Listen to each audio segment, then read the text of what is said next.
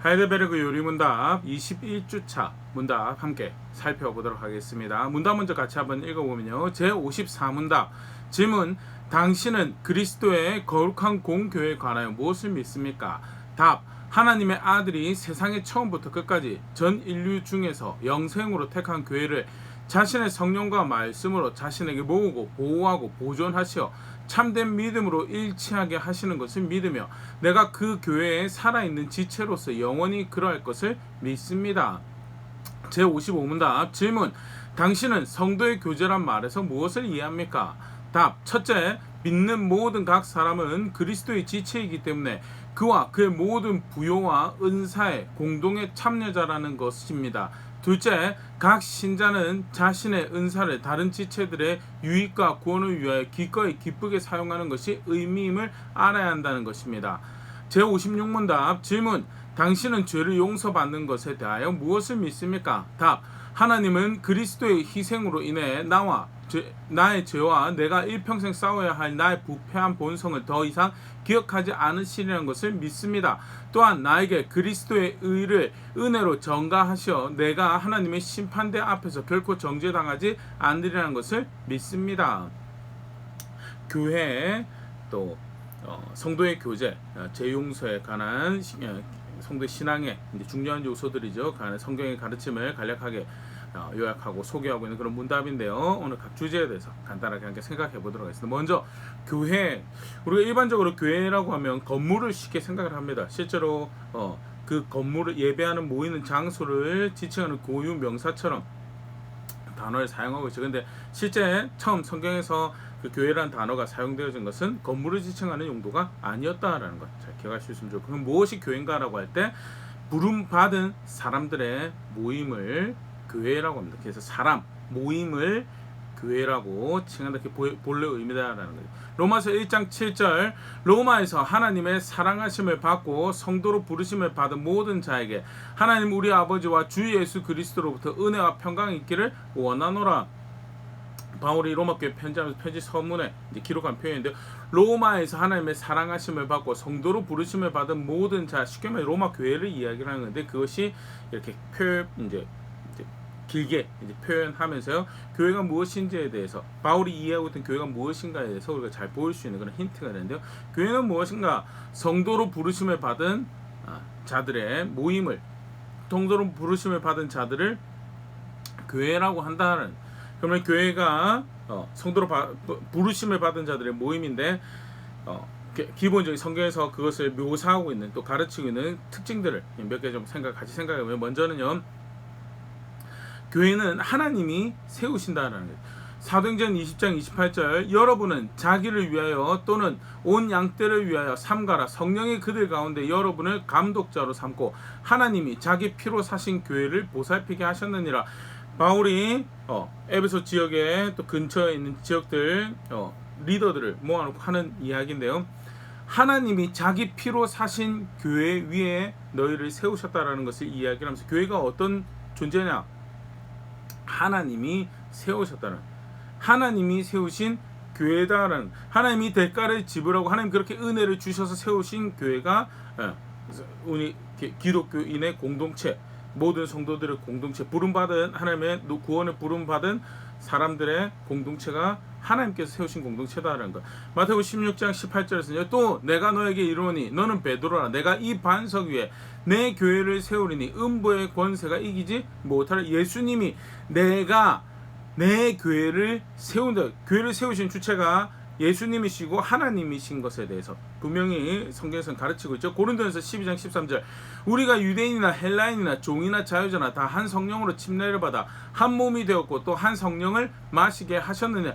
유대인이든 헬라인이든 종이든 자유이든 상관없이, 여기서 이제 교회가 몸이라고 표현되어 있는데요, 한 교회의 일원이 된다는 것, 누구에 의해서 가능한 것인가? 성령으로 침례를 받아 가능한, 하나님이 피로 사셨다라고, 예수 그리스도께서 세우시는 교회다. 성령께서 그 구성원을 부르시고 초청하시고 그 구성원이 되게 하신, 침례를 주시는, 그게 바로 교회다. 철저히 그래서 하나님이 세우시는 교회. 사람이 영업을 잘해서, 비즈니스를 잘해서, 잘하는 어떤 매력들이 있어서 끌어모아서 세워지고 하는 것이 교회가 아니고 하나님이 세우시는 교회다. 그럼 하나님이 교회를 어떻게 세우신가라고 할 때 크게 우리가 오늘 관련 두 개 더 보려고 하는 것이요. 먼저는 예수님이 터가 되는 교회다는, 예수님이 터가 된다 또는 예수님이 머리가 된다라는 그런 표현으로 교회를 설명하는데요.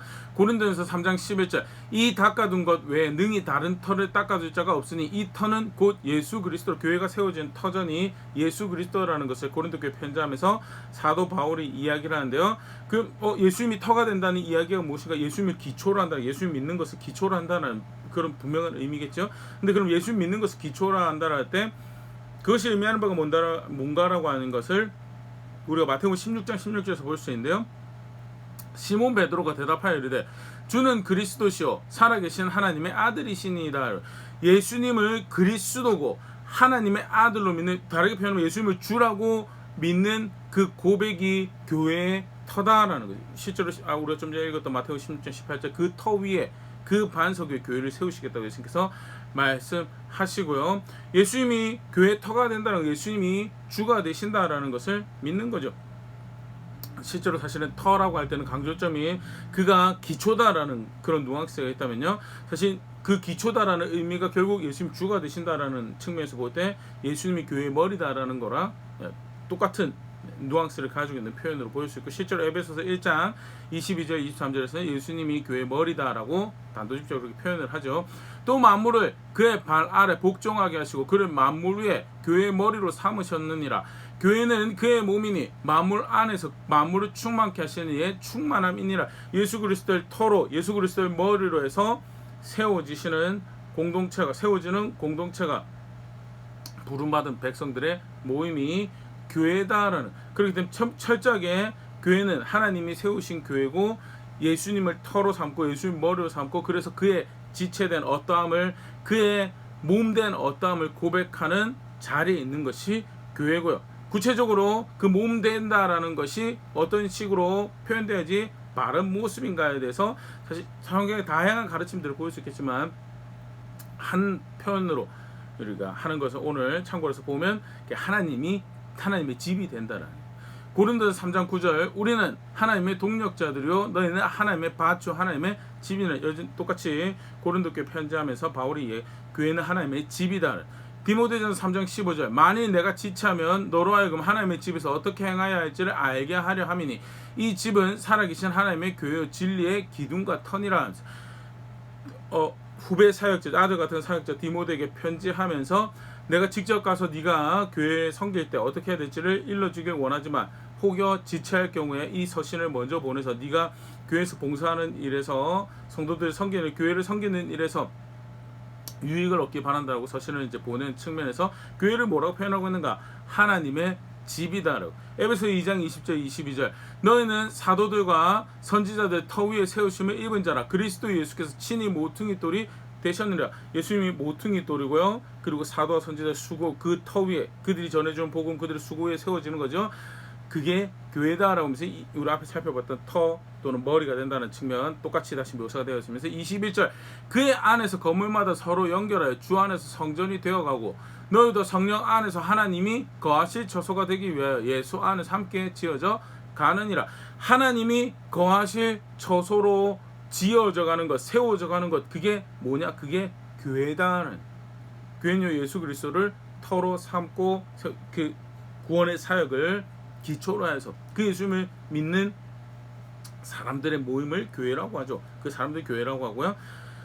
그 의미인즉 예수 그리스도가 결국 교회의 머리가 된다라는 것을 의미한다는, 그리고 예수 그리스도가 터가 되고 예수 그리스도가 머리가 된다라는 것은 결국 하나님이 함께하는 백성으로 만들어지고 세워지는, 그게 교회다는. 하나님이 함께하기 때문에 하나님 함께하는 공동체는 영광을 받으셔야, 단순히 함께한다 그게 아니죠. 그 하나님께서 함께한다라는 것을 우리가 주일마다 하나님 나라에 대해서 함께 살펴보고 있지만 왕이신 주이신 하나님이 함께하는 백성이 되는 거, 결국 사실 교회가 그런 의미죠. 하나님 함께한다라는 것이요.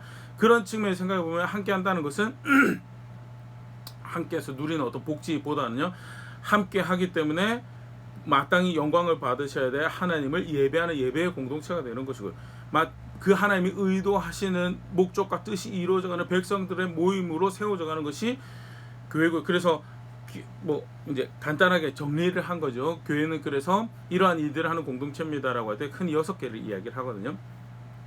예배하는 공동체, 교제하는 공동체, 그다음에 교육하는, 훈련하는 공동체, 그다음에 사역하는, 구제나 선한 일, 정의로운 일을 하는 사역하는 공동체, 전도하는 공동체, 선교하는 공동체에서 6개를 이야기를 하고요. 그게 각 사역이 다 이제 세부적으로 우리 살펴볼 게 많겠죠. 그러나 중요한 것은 그게 각각 어떤 세부적인 목적을 추구하는 그 모든 것이 어떤 의미에 아우러져야 되는 것인가. 하나님이 함께하는 백성, 하나님이 함께하는 모임이 되고 하나님이 함께하는 백성이 되고 하나님이 함께하는 공동체가 된 그게 하나님께서 의도하신, 하나님께서 세워가시는 교회의 모습이에요. 그 터는 그렇게 필연적으로 예수 그리스도일 수밖에 없고, 그리고 그 머리는 필연적으로 예수님일 수밖에 없다는 것이 성경에서 가르치고 보여주고 있는 교회의 모습. 교회는 뭐 하는 곳인가? 하나님 거하시는 곳으로 하나님 함께하는 백성으로 세워져가는 공동체입니다. 하나님 함께하시려고 하니까 예수 그리스도를 유일하게 우리를 그 거룩하신 하나님과 함께할 수 있는 정결함을 주시는, 그 하나님과 함께하는 가능하도록 하시는 예수 그리스도의 은혜가, 그 십자가 보혈의 공로가 필요한 것이고, 그가 터가 되시는 거고, 그가 터가 된다는 건 단순히 그를 이용하는, 그가 주가 되신다는 거라면 그가 머리가 되시고, 예수 그리스도께서 의도하시는 아버지가 영광을 받으시고 아버지의 뜻이 이루어지고 아버지 나라가 임하신 그 삶을 실제로 살아내는 공동체가 뭐냐? 그게 교회다라는, 그게 이제 성경에서 쉽게 정리를 한 게 6개로 이제 표현이 된다라는 거죠. 계속 살펴보면요, 6개 다 중요하지만 특별히 이제 오늘 우리가 하이델베르그 요리문학과 함께 살펴보는 신앙의 모습이 이제 성도의 교제죠. 그러니까 성도의 교제가 따로 존재하는 것이 아니고요, 하나님 함께하는 집으로 세워지는, 하나님 함께하는 백성으로 세워지는, 그 나라의 백성으로 세워지는 그 모습의 한 단면으로 존재하는 것이 성도의 교제다는. 실제로 성도의 교제는 내가 신앙을 가지고 있다라고 할 때, 우리가 교회가 신앙을 가지고 있다고, 예수 그리스도 믿는다라고 할 때 반드시 있어야 될 필연적인 신앙의 한 단면으로 성경에서 가르쳐주고 있다는 것. 요한일서 1장 3절, 우리가 보고 들은 바를 너에게 전함은 너희로 우리와 사귐이 있게 하람이니 우리의 사귐은 아버지와 그의 아들 예수 그리스도와 더불어 누림이라. 하나님과 사귐이 있어요. 하나님과 함께 한다는 거지. 그의 아들 예수 그리스도 함께 한다라는 교제가 있죠. 그러면 그 교제가 있다는 건 필연적으로 다른 교제를 의미한다라는 것이 1장 3절. 그게 뭐냐? 우리와 사귐이 있게, 다른 교회, 다른 성도들, 예수님을 믿는 다른 형제 자매들하고 사귐이 있는 그 상태가 하나님 아버지와 사귐이 있는 것이고, 예수 그리스도 사귐이 있는 것이고, 쉽게 말해서 예수 그리스도 신앙이 있다라는 것은 다른 그 안에 또 다른 하나님의 자녀들하고 사귐이 있는 자리에 있는 것이, 그게 신앙의 바른 모습이에요. 내가 개인적으로 신앙을 가지고 있는데 저는 관계적으로 힘들고 그래서 그냥 조용히 혼자서 인터넷에서 예배드리고 컴퓨터로 예배드리고 개인의 취향, 성향 그럴 수 있습니다. 그러나 그게 건강한 신앙, 하나님 의도한 신앙생활인가, 하나님 말씀 존중하는 신앙생활인가, 아니면 자기가 그냥 종교를 가지고 있는 것과의 차이는요, 하나님 말씀하신 대로 신앙생활을 한다라고 한다면 다른 하나님께서 낳으신 다른 하나님의 자녀들하고 교제하는 자리, 어떤 형태로든 내 흔히 말하는 내 안정적인 그 컴포트 존에서 내가 익숙하게 하던 어떤 성향들에서 벗어나서 하나님께서 이게 신앙이라고 하니까 살아내는 모습이 있는 것이고, 그 중에 분명한 하나가 교제하는 자리에 있는, 공동체 안에 소속된 자리에 있는 그 모습이다라는 거예요. 요한일서 3장 10절에서도요, 이러므로 하나님의 자녀들과 마귀의 자녀들이 드러나나니 무릇 의를 행하지 아니한 자나 또는 그 형제를 사랑하지 아니한 자는 하나님께 속하지 아니하니라. 하나님 자녀인지 마귀 자녀인지 어떻게 알 수 있느냐? 의를 행한 거, 당연히 의를 행한 할 말씀 따라 살아가는 거, 더불어서 하나님 자녀와 교제하고 사랑하는 자리에 있는, 그게 신앙이다를. 그렇지 않으면 마귀 자녀다를. 그만큼 사실은 굉장히 중요한, 내가 개인적으로 하나님과 교제 가운데 있다, 뭐 쉽게 말해서 예수 그리스도를 믿고 하나님 백성으로 살아가는 자리에 있다라고 한다면 반드시 있어야 될 모습이 성도의 교제다라는 것. 우리가 좀 전에 간단히 말씀드렸지만 성경에서 굉장히 그걸 중요한 모습으로 지급을 하는 걸 볼 수 있고요. 실제로 예수님을 따른다라고 할 때, 제자가 된다라고 하는 중요한 모습에서도 성경이 이렇게 가르치고 있습니다. 요한복음 13장 34절 35절, 새 계명은 너에게 주노니 서로 사랑하라. 내가 너희를 사랑한 것 같이 너희도 서로 사랑하라. 너희가 서로 사랑하면 이로써 모든 사람이 너희가 내 제자인 줄 알리라. 예수님 제자인 거 어떻게 아느냐? 또 다른 예수님을 믿는 형제를, 또 다른 하나님의 자녀를 사랑하고 그를 아끼고 그를 하는 말씀하신 대로 그를 위하는 자리에 있는 것을 통해서 예수님의 제자이구나. 쉽게 말해 제자도의 굉장히 중요한 한 모습으로 이야기되어 있는 게 성도의 교제다라는 것. 또 성경에서 이 신앙, 개인의 신은 굉장히 중요한 단면으로 취급을 하고 있고요. 예수님의 제자도이고요. 또 영적으로 성숙한다라고 할 때도 굉장히 중요한 모습으로 이야기되어지고 있는 것이 성도 간의 교제에 있는 모습이죠. 에베소 4장 16절, 그에게서 온몸이 각 마디를 통하여 도움을 받음으로 연결되고 결합되어 각 지체의 분량대로 역사하여 그 몸을 자라게 하며 사랑 안에서 스스로 세우느니라. 예수님이 교회의 머리가 되고요. 그리고 교회가 그 몸이다라고 할 때 성도 한 명 한 명을 지체라고 표현을 합니다. 이제 몸이라는 것을 비유적으로 표현하는 거죠. 그 지체를 몸이처럼 이제 더 분명해서 그 몸이 자라고 그 지체가 자라는 것은 서로 연결되어 도움받음으로 결합되어서 각자 자기 지체는 각자 자기 분량대로 열심히 역동적으로 살아가는데 그 연결되어서 교제 가운데 서로가 서로에게 선한 영향력을 미치고 다듬어져 가고 더 강하게 더 아름답게 형성되어지고 그렇게 해서 성장하는 그런 자리, 그게 영적으로 성숙한 모습의 한 모습으로 분명히 언급되어지고 있다는 것. 영적 성숙, 성경에서 말하는 영적 성숙요, 온몸이 각 마디를 통하여 도움을 받으며 연결되고 결합되어 지체 분량대로 역사하여 각 지체가 자기 분량대로 역사하고 그것이 결합되어 있는 상태 서로에게 영향을 미치고 그것이 선한 섬김으로 또 이제 좀 찾아보겠지만 이제 견책하는 모습으로 등장을 해서 서로가 서로에게 영적 성숙을 이뤄가는 모습을 성경이 가르치고, 그게 신앙 굉장히 중요한 모습이죠. 신앙 제대로 가지고 성숙해져 있는 자리에 있어야 되는 거예요. 그래서 성도의 교제는 이렇게 굉장히 중요한 신앙의 모습이다라는 거.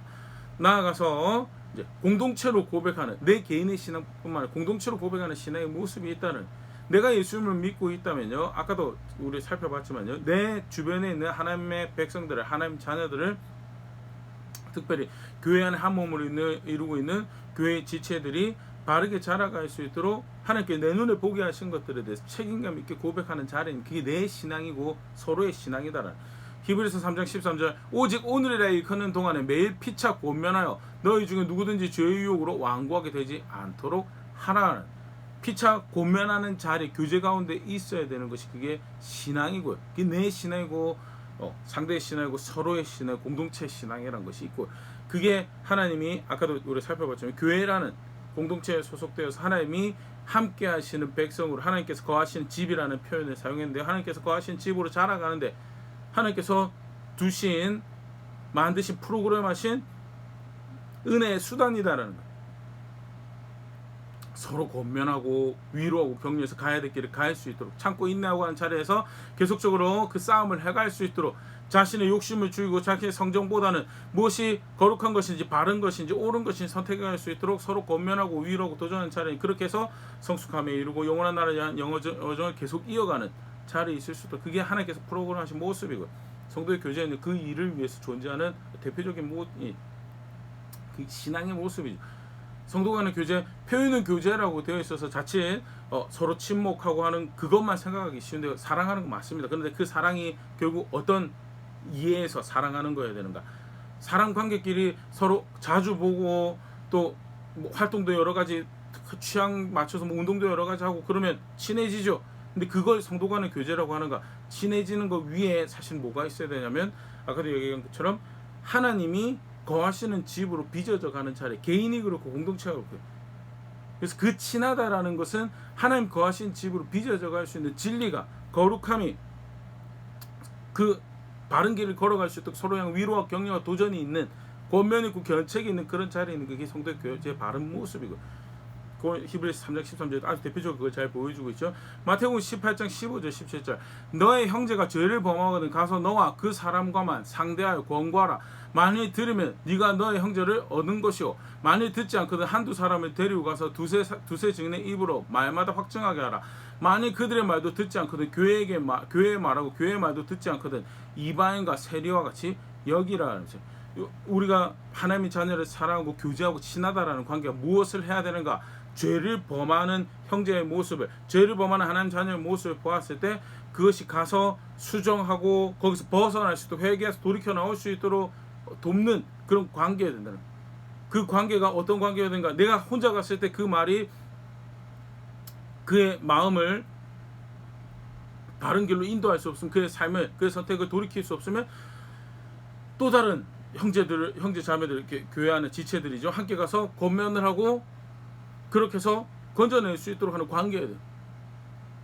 나아가서 그게 통하지 않으면 교회는 어떤, 교회는 그 교회 안에 누려진 성도 간의 교제는 어떤 것인가, 그것이 잘못됐다고 이야기해주고 그가 돌이킬 수 있는 도움을, 실제적인 도움을 줄 수 있고, 실제로 그게 잘못됐다, 우리는 그것을 예수 그리스도의 이름으로 모인 공동체에서 하나님의 거하실 집으로 지어져가는 공동체에서 용납할 수 없는 모습입니다라는 것을 이야기할 수 있는 교제여야 된다는. 고린도 교회 편지하면서 죄를 짓는데 죄를 짓는 모습 그대로가 그래도 우리의 형제입니다, 우리의 자매입니다. 그게 사실은 고린도 교회 바울이 보낸 편지에서는 그걸 용납이라고 이야기하지 않아요. 돌이켰을 때, 내가 거기서 돌이켰습니다, 그러면 우리가 용서하고 당신에게 한 번 더 기회를 줍니다라고 할 때 그걸 용서라고, 용납이라고 하지.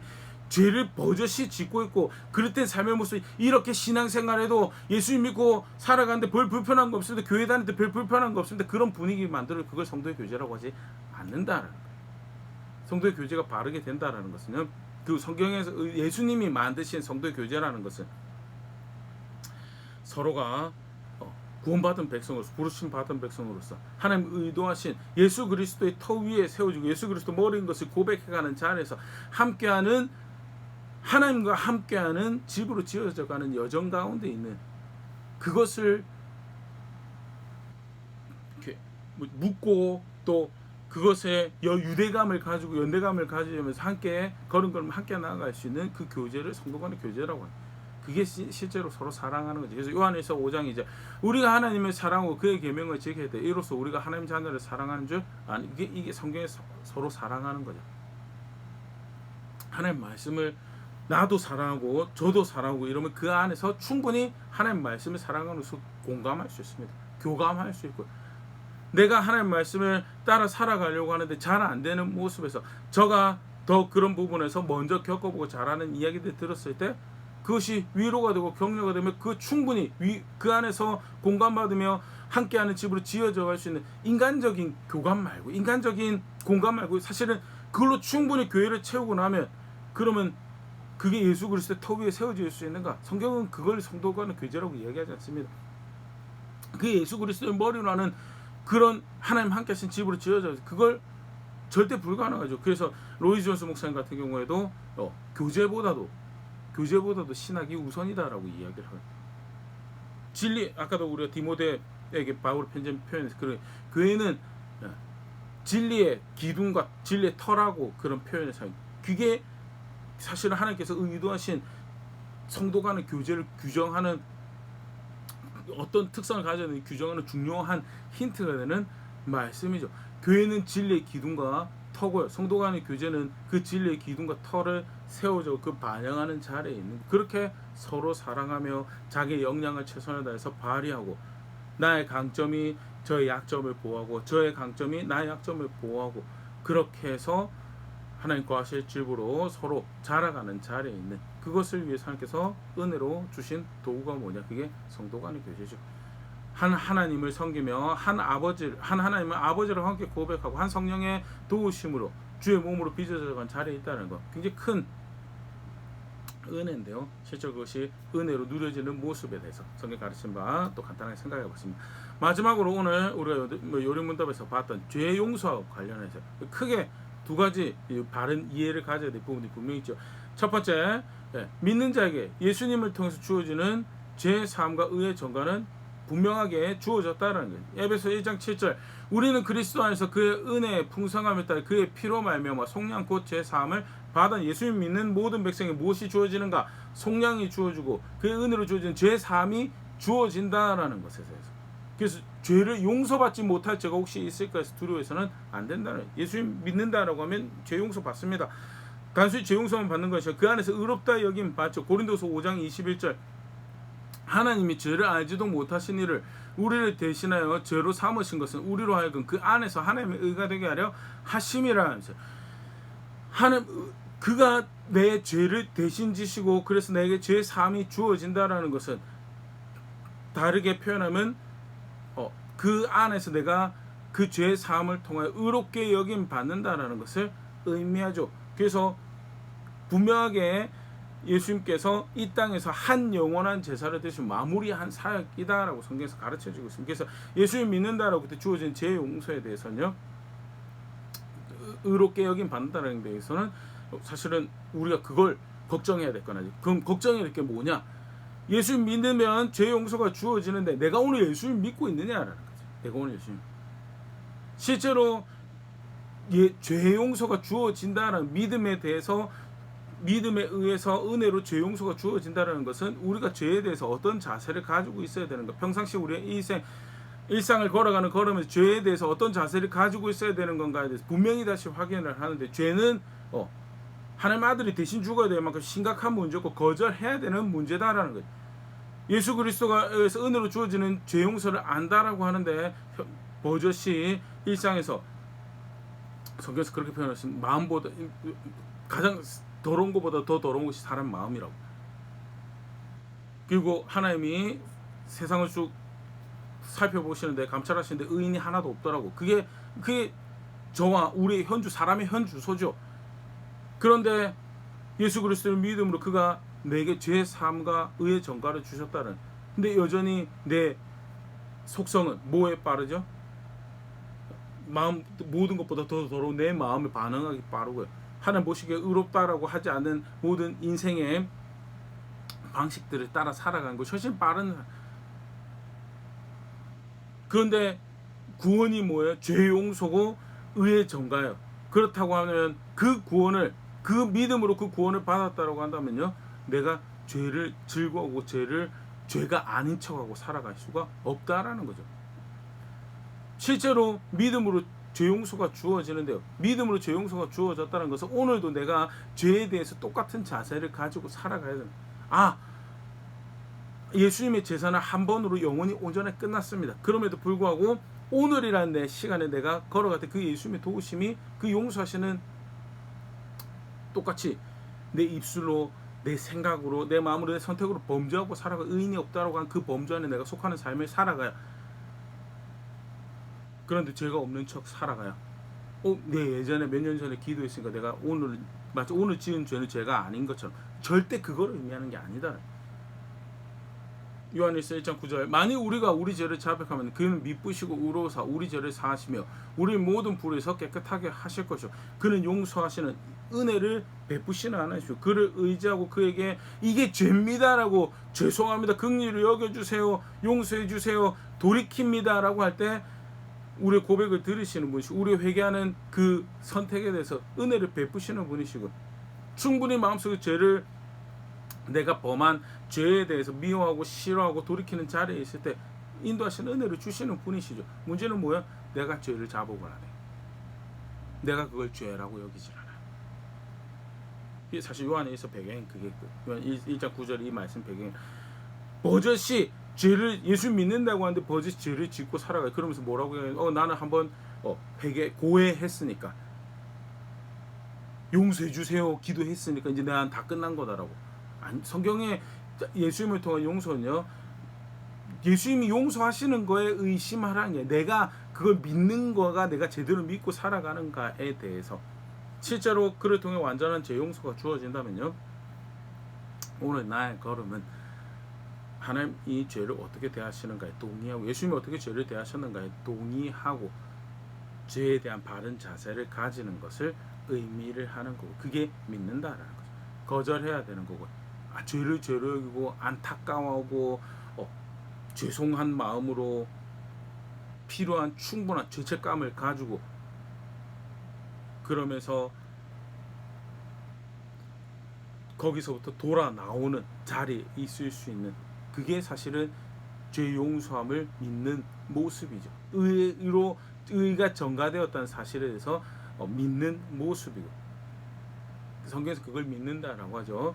죄에 대한 분명한 자세를 사실 성경에서 규정하는 것이 죄 용서를 믿는다는. 다시 또 나아가서 내게 용서가 주어진 것에 대해서 감사하고 용서가 필요한 이들에게 나누어주는 자리에 있는 것이 그게 죄 용서를 믿는 굉장히 성경 중요한 죄 용서를 대하는 두 가지 신앙의 모습이죠. 죄에 대해서 바른 자세를 가지고 그리고 용서를 나누는 자리에 있는. 마태복음 18장 22절 예수께서 이르시되 너희가 이르노니 7번뿐 아니라 7번에 70번까지라도 할지니라. 얼마나 용서해 줘야 됩니까? 7번 하면 되겠습니까? 490번까지 490번이라도 필요하면 용서를 해줘라는. 아까도 얘기 드렸지만요, 용서는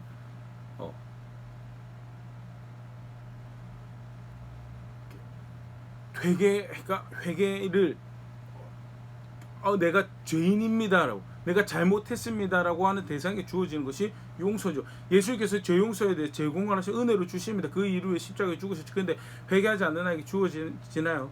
절대 아니죠. 예수님께서 죄를 용서하셨다고 해서 모든 안 믿는 사람이, 회개하지 않는 모든 사람이 다 천국에 갈 수 있는, 절대 그게 아니라 용서를 나누는 자리에, 지금 뭐 다른 표현하면 두 번째 기회를 주는 자리에 늘 있는 것.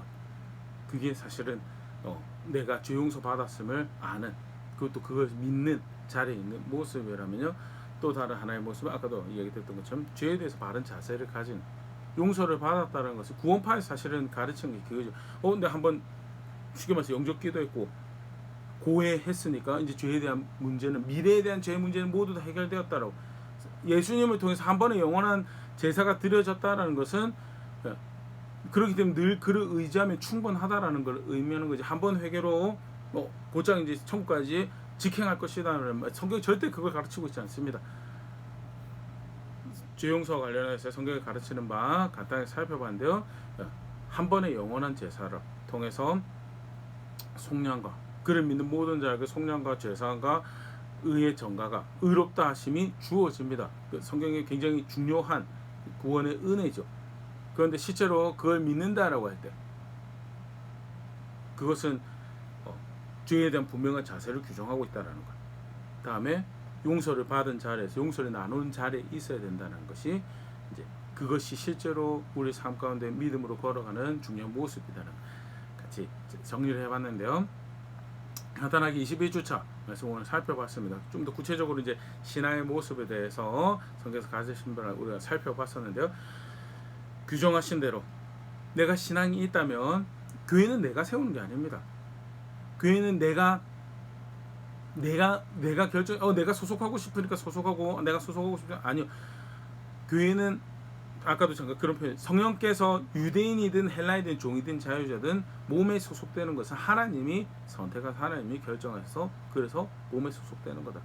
그렇기 때문에 절대 몸에 소속되고 또 교제에 소속되고 하는 거에 대해서 할 수도 있고 안 할 수도 있고처럼 옵션처럼 생각하는 것은 성경에서 가르치는 거랑 그릇된 이해다. 그러면 교회에 소속된다라고 했을 때, 또 성도 간의 교제에 소속된다라고 했을 때, 그 교제를 통해서, 그 소속을 통해서 추구해 나가고 건강하게 신앙으로 자라가야 될 모습이 무엇인가 살펴봤었죠. 하나님이 함께 하실 수 있는, 하나님이 함께 하시는 집, 하나님이 함께 하시는 집이 결국 삼위 하나님이 성도를, 오늘 우리를 인도해 가신 자리가 교회를 통해서 그 자리에 이르도록 걸음걸음 배워가고, 그 가운데 예배하고 교제하고 훈련받고 교육하고, 또